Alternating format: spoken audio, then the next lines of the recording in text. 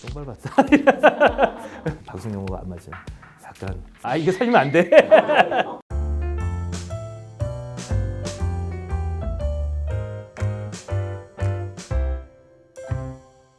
안녕하십니까. 한양대 구리병원 신경과 최우진입니다. 전공 분야는 신경과 내 중에서도 치매 분야 주로 하고 있고요. 대한치매학회에서 정책이사 맡고 있습니다. 반갑습니다. 기억해야 되죠? 그래요?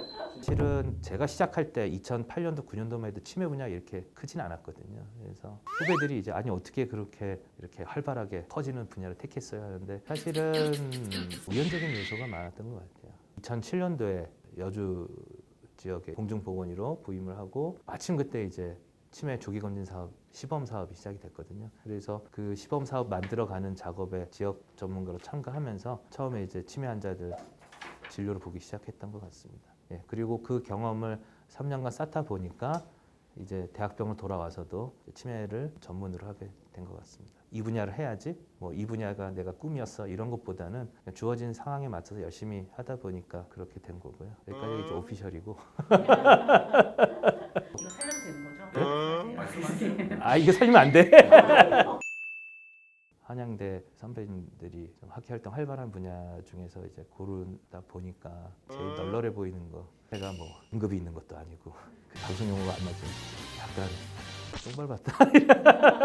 뭐 열심히 살고 있지만 난 편하게 살려고 이쪽 왔는데 갑자기 이쪽에 뭐 세계 뭐 우리나라뿐만 아니라 세계적으로 막 주목받으면서 뭐 할 일이 너무 많아지고 이게 또 갑자기 커진 분야다 보니까 사실 전문가 풀이 부족해서 상대적으로 젊은 나이에 여러 가지 일을 할 수 있는 기회도 생겼지만 너무 바쁘고 막 그런 부분이 있죠.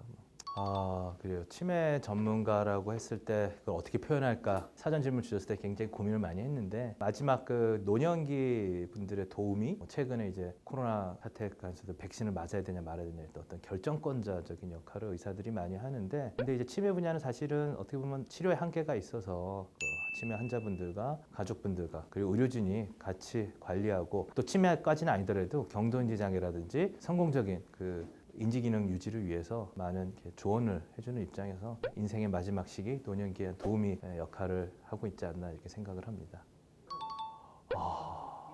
글쎄요. 한 타임에 한 40명에서 50명 보는데 일주일에 5타임이니까 뭐 한 달에 한 900명에서 1000명 보죠. 근데 이제 그게 다 다른 사람이라는 건 아니고 진료 횟수가 이제 그렇게 뭐 10년 했고요. 근데 이제 100% 그게 다 치매 환자들은 아니고 초반에는 치매 환자가 뭐 한 3분의 1이었고 지금은 한 5, 60% 이상이 되니까 진료 횟수만 따지면 6,000건 정도로 보는 게 맞겠고요. 안 그래도 뭐 여담이지만 치매 관련 국제 연구하면 저희 한국 의료진 앞에서는 미국이나 유럽 의사들이 아무 말 못합니다. 그때도 프랑스에서 같이 공동 연구 때문에 저녁 식사하는데 자기가 오늘 너무 힘들다고 자기가 오늘 하루 종일 15명 환자 봤다고 무심결에 그런 얘기 하다가 딱 저랑 눈이 마주치더니 너무 미안하다고 나는 15인데 너는 50 보는 거 내가 알고 있는데 깜빡했다고 많은 환자분들이 우리가 홍보해드리는 대로 조기에 진단받고 약물 치료, 비약물 치료 열심히 했음에도 불구하고 크게 효과 없이 빠른 속도로 나빠지는 분들이 꽤 있거든요. 그런 분들 이제 안타까운 거, 특히 초록이 치매 환자들 같은 경우 젊은 나이에 이제 여러 가지 유전적 요인이나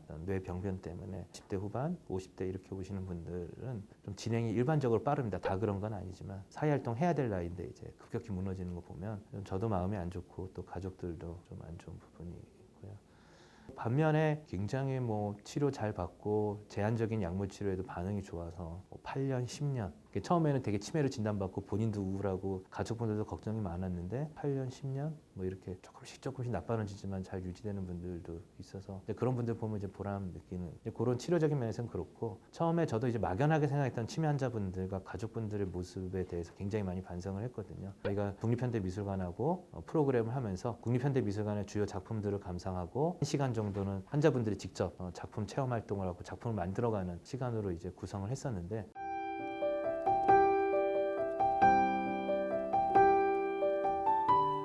또 또 본인의 예전의 경험들을 즐겁게 얘기하는 모습들을 보면서 나조차도 치매라는 질환, 또 치매 환자분들에 대해서 굉장히 좀 선입견을 갖고 있었구나 굉장히 반성을 많이 했고요. 그러니까 치매가 걸렸다고 해서 어떤 뭐 또 치매 환자라고 해서 나이가 들었다고 해서 다 끝났다 이렇게 생각하는 게 아니라 그분들을 똑같이 고민하고 또 본인 상태에 대해서 또 돌아보고 또 즐거움 희노애락 다 느끼는 우리 소중한 어르신들이라는 생각이 좀 해봐야 될 것 같습니다. 그런 가르침을 준 거에 있어서는 일상 예찬 행사에 참여해준 환자분들, 가족분들도 굉장히 많은 기억에 남는 것 같습니다. 사실은 뭐 여러 가지인데 치매가 가지고 있는 특성을 생각을 하면 될 것 같거든요. 나이가 노화에 의해서 생기는 거, 그다음에 만성 질환이라는 거, 그리고 생각보다 유병률이 상당히 높다는 거. 세 가지 정도 특징으로 우리가 접근을 하면 될 것 같고요. 고혈압이나 당뇨병 같은 경우도 만성 질환이다 보니까 노화에 의해서 생기는 똑같은 특성이 있죠. 그러다 보니까 우리가 약물로 관리를 한다는 거에서 약물 치료에 대해서 크게 생각 안 하지만 사실 그걸 고혈압을 없앤다는 관점에서 보면은 불가능한 부분. 그냥 약을 써서 혈압을 낮출 뿐이지 약을 끊거나 그러면 도로 이제 다시 상태가 돌아가고. 그러니까 치매도 마찬가지죠. 어떤 뭐 특정 음식 먹는다든지 뭐 수술 이런 걸 해결할 수 있는 게 아니라 꾸준히 공부하고 꾸준히 상담하고 그래서 초기 상태를 오랫동안 유지해서 본인이나 가족분들 더나 사회 전체가 힘들지 않게 관리를 잘 해나가는 거고 어르신들이 상당히 유병률이 높은 질환이기 때문에 공포스럽게 느껴질 수도 있지만 조금 심한 노화 뭐 이렇게 보고 마음을 받아들이고 또 주변에서 그렇게 관심을 가지면 되지 않을까 싶습니다. 그 사회적으로는 그렇게 좀 받아들이는 게 좋겠다는 의미죠. 의사들 입장에서는 이제 그거는 틀린 개념인데 이제 사회적으로 받아들일 때는 낙인 찍고 그러기에는 너무 많잖아요. 2030년, 2050년 가면 200만, 300만 이렇게 된다고 했을 때는 그럼 그분들을 특정 질환 환자 이렇게 해서 나누기보다는 결국 그분들 같이 이렇게 어울려 살아야 되는 어떤 의료적인 관점에서만 예산 쓰는 게 아니라 그냥 사회 인프라 깔 때 당연히 해야 될 일. 우리가 보도블록에 턱에 있으면 막 신고하고 그러잖아요. 우리가 인지기능 떨어져 있는 분들을 위한 사회적 시스템이 좀 돼야 된다.